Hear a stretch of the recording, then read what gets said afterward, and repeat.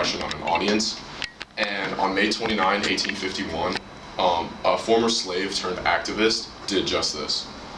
I'm here to inform my audience about Sojourner Truth's historic address to the Women's Rights Convention of 1851 and to talk about the impact that speech had. Truth's Ain't I a Woman speech was historically significant because it was given during one of the first women's rights conventions, and it acted as another push towards social and gender and racial equality.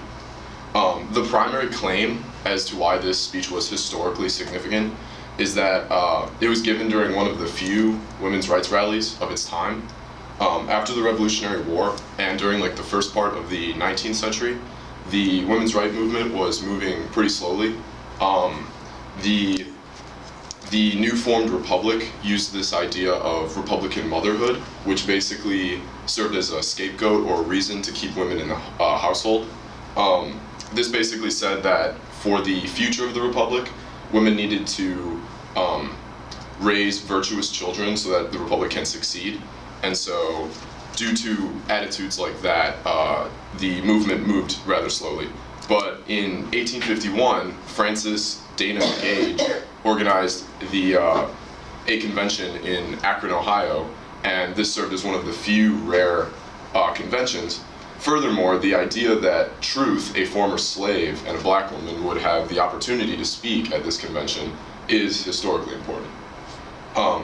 Besides the rarity of this convention, Truth speaking at this convention, her speech is important because it served as another push towards gender and racial equality. Truth spoke with a commanding presence. She was roughly 6 feet tall and had a booming voice, and she delivered a speech that cited several examples as to why the said topic was unjust. One particular example was that she talked about how men said that women needed to be helped out of carriages and helped over mud piles, and this sort of talked about the dependence of women at the time, or cited the dependence of women at the time. But Truth claimed that she had never been helped over mud piles or helped out of carriages, and then she asked the crowd, "Ain't I a woman?"